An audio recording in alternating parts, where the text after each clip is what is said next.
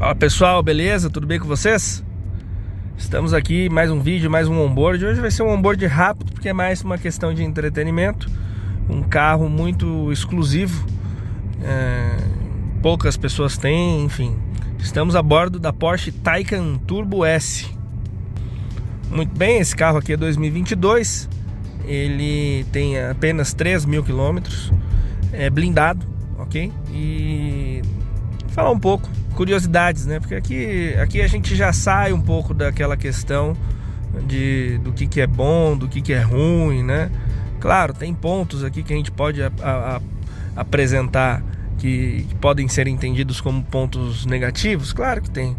Mas a gente está falando de carro acima de R$1 milhão e a compra desses carros aqui é muito mais uma questão de gosto, realização pessoal, realização de sonho, do que qualquer outra coisa, né?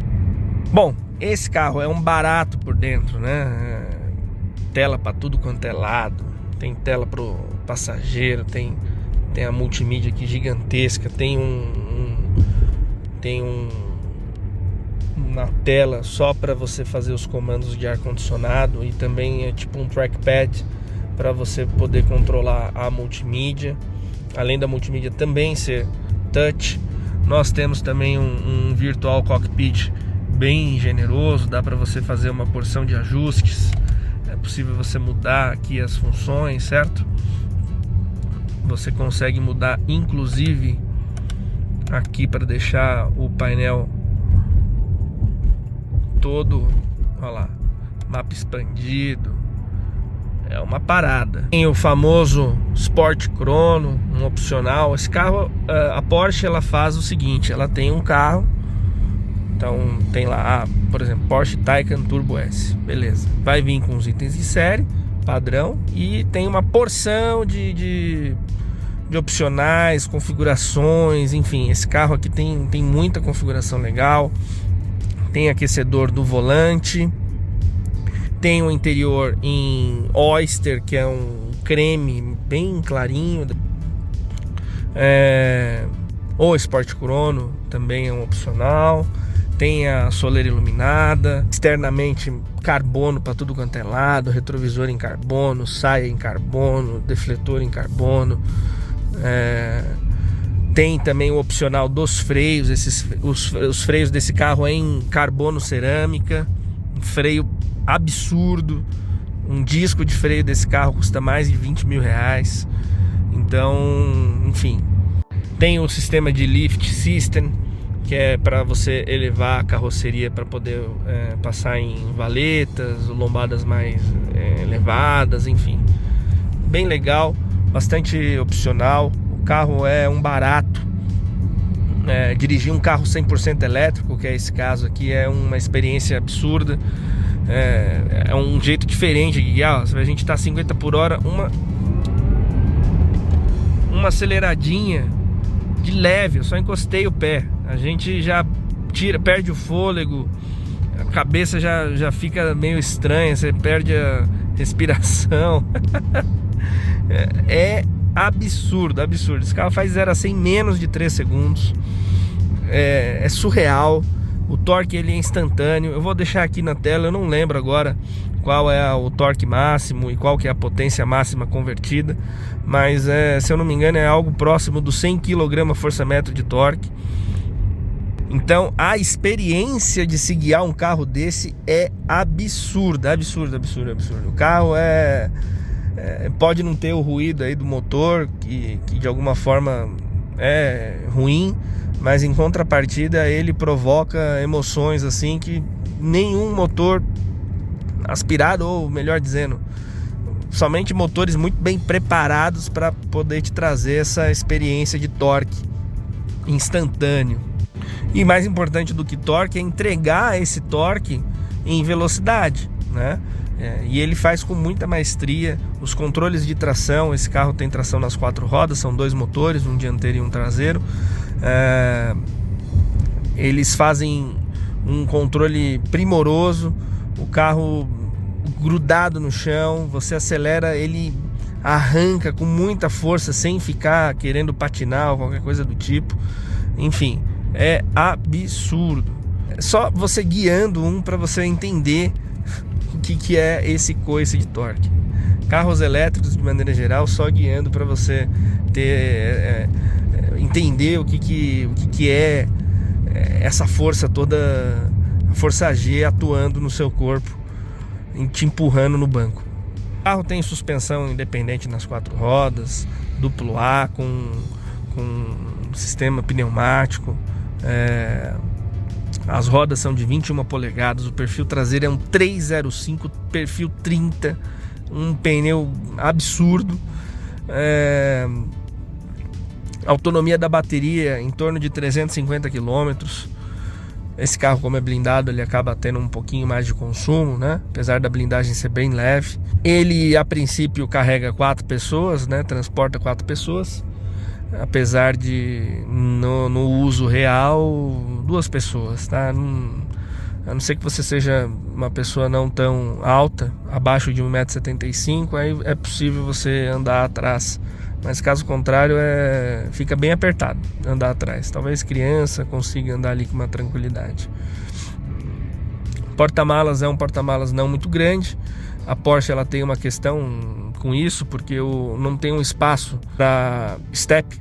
Então os steps de Porsche ficam dentro do porta-malas, dentro do saco. Assim, no final, se você estiver transportando o step, você praticamente não tem porta-malas, tá? Ele também tem um compartimento na parte dianteira, mas é pequeno, cabe aí uma mala que você leva dentro do avião, tá? Não vai transportar muito mais do que isso. Então, assim, não tem muito lugar para carregar a mala não, tá? Para viajar.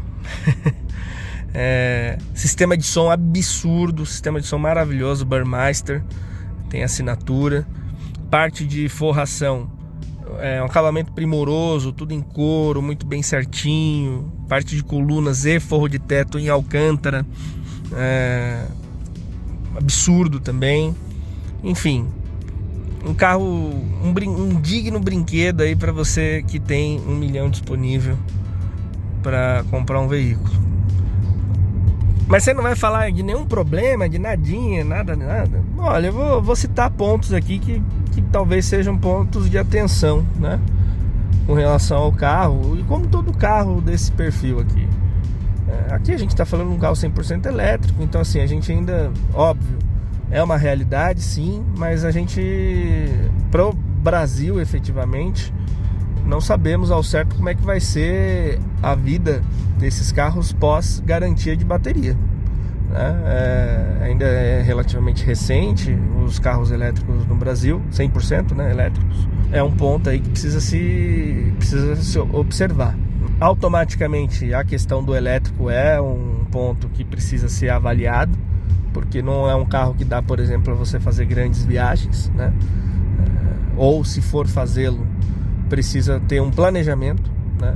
Precisa considerar tempo de parada, uma carga super rápida em torno de 40 minutos. A gente tem muito pouco aqui no Brasil de carga super rápida, então normalmente uma carga completa vai durar em torno de 1h30, 2. A gente precisa ver a disponibilidade de rede onde você vai de destino, né? Então precisa mapear onde é que tem ali o carregador que é legal, pontos de parada, vai dormir, enfim. Então precisa pensar um pouco nesses pontos, tá? Nem todo lugar que marca ter carregador efetivamente tem. Então a gente ainda está engatinhando um pouco com relação a isso. Melhorou bastante do que a gente tinha 2 anos atrás, mas ainda está bem distante de ser um ideal. Então a questão da bateria está bem dito aí, né?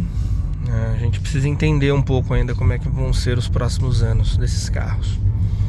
No mais, é um carro que é baixo, então tem que tomar cuidado onde você anda. Não é qualquer lugar que dá para andar com carro. Tem que pensar um pouco na rota. Vai depender aí de cada região, né, que você vai ter o veículo. Pensando aqui em São Paulo, a gente precisa ter sim, pensar um pouco na rota que vai fazer. Muitas vezes uma descida, uma rua descida que tem uma valeta, tem que ser evitado, porque o carro não vai passar, mesmo levantando a suspensão aqui nesse botão, não vai passar.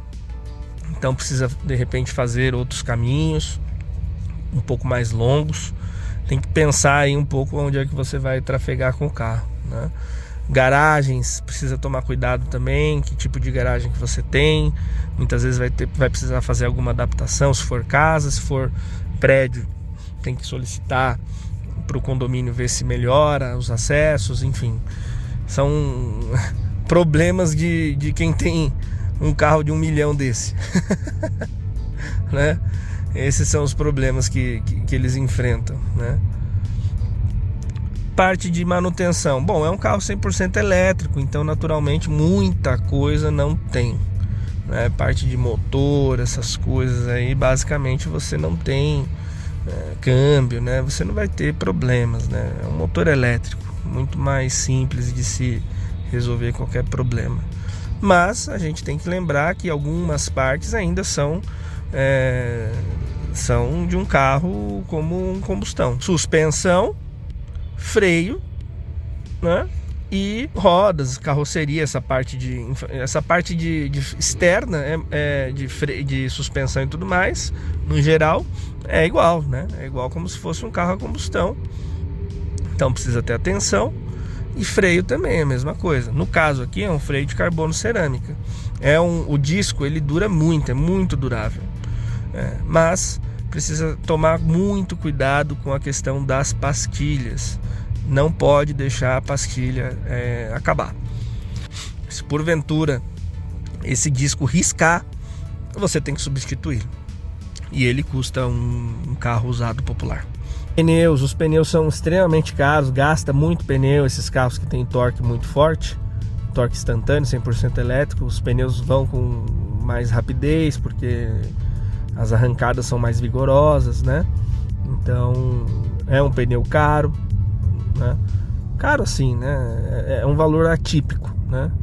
Gasta-se aí em torno de 20 mil reais num jogo de 4 pneus.